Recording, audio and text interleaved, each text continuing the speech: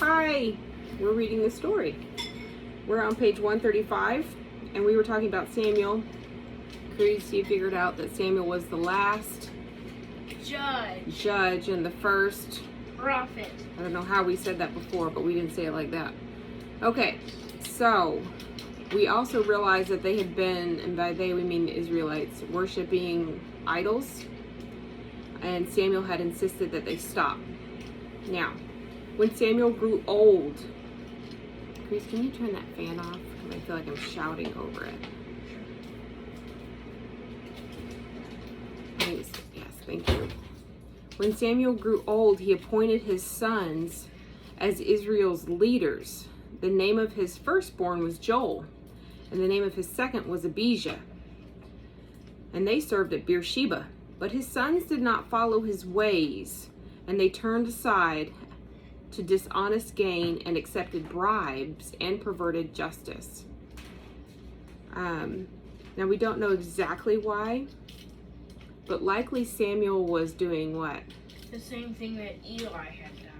No, I don't think the same thing, but he was probably out and about a lot because he was the last judge and the first prophet.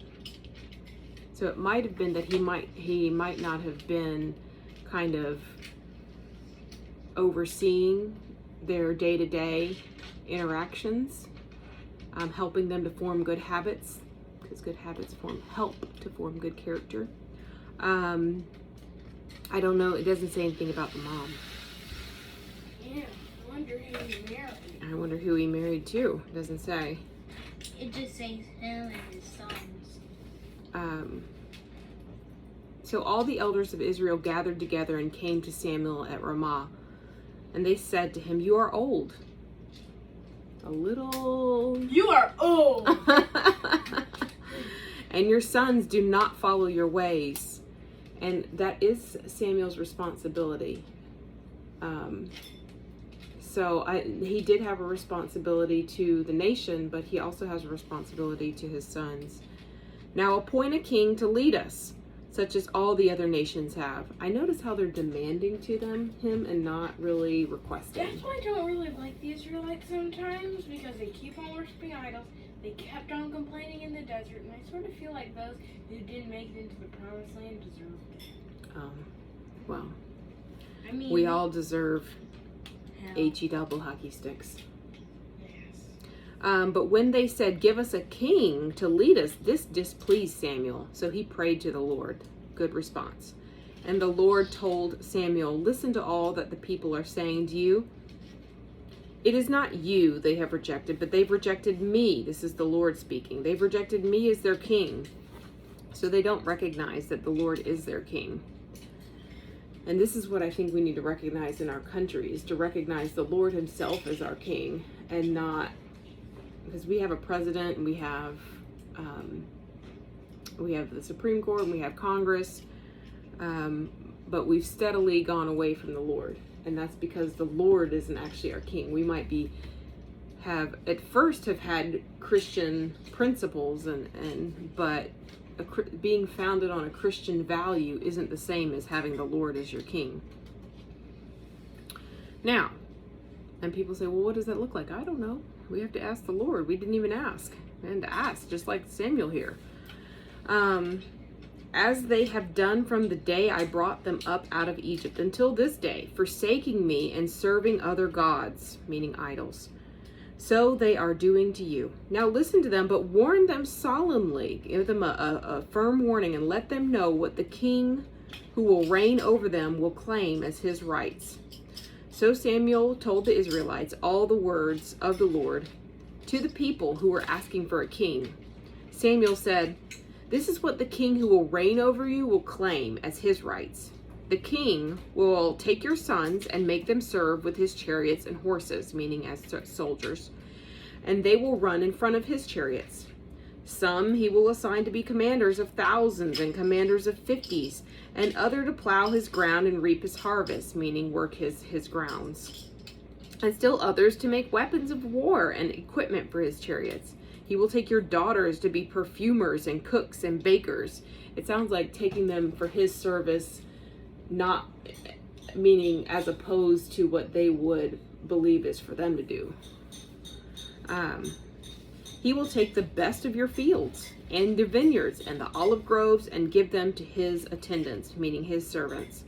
He will take 1/10 of your grain, meaning he will take taxes on top of the tithe that you already have to give. Do we pay taxes on top of the tithe?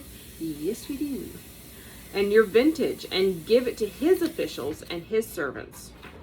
Your male and female servants and the best of your cattle and donkeys, bless you, he will take for his own use. He will take 1/10 of your flocks, and you yourselves will become his slaves. When the day comes, you will cry out for relief from the king that you have chosen, but the Lord will not answer you in that day. And I wrote a little note here, why won't the Lord answer? And I'm not sure. But the people refused to listen to Samuel. No, they said, we want a king. Then we will be like all the other nations. That's such a temptation for us. We see all the other people and what they're doing, and it looks so glamorous, and we just want to be like them. That's why I wanted to start drinking coffee. With a king, that we want a king to lead us and to go out before us and fight our battles just like the other nations. And when Samuel heard all that the people said, he repeated it before the Lord. And the Lord said, listen to them and give them a king. Why does the Lord say that? He wants them to see. He knows that the only way that they will realize that no, they don't want a king is to give them what they want. And a lot of times the Lord does that, unfortunately for us. We realize what we thought we wanted. We wanted to be like the world. We saw it look so glamorous. And so he allows it, and then we're like, oh, no, that wasn't what I wanted. Then Samuel said to the Israelites, everyone go back to your town, your own town. And there was a Benjamite, a man of standing. His name was Kish, son of Abiel, the son of Zeror, the son of Bechorath, the son of Aphiah of Benjamin. And Kish had a son named Saul. And he was a handsome young man, as could be found anywhere. He was very handsome among the Israelites, and he was a head taller. So not only was he handsome, but he stood taller. So everyone was like, whoa, handsome man. Love you, guy. Now the donkeys belonging to Saul's father Kish were lost. And Kish said to his son Saul, take one of the servants and go look for the donkeys. So he passed through the hill country, meaning Saul did, of Ephraim, and through the area of Shalisha, but they did not find them. They went on into the district of Shalim, but the donkeys were not there. And then he passed through the territory of Benjamin, but they still didn't find them. When they finally reached the district of Zuph, Saul said to the servant who was with him, come, let's go back, or my father will stop thinking about the donkeys and start worrying about us. But the servant replied, look, in this town there is a man of God, and he is highly respected, and everything he says comes true. Let's go there now, and perhaps he will tell us the way to take. So Saul said, good, let's go. And so they set out for the town where the man of God was. Right, we're going to stop there. We're at the bottom of 136. We'll pick back up on 137. Any ideas who this Saul man is? Yes. Cal? Yes. Who do you think he is? The next king. Likely we'll have to find out.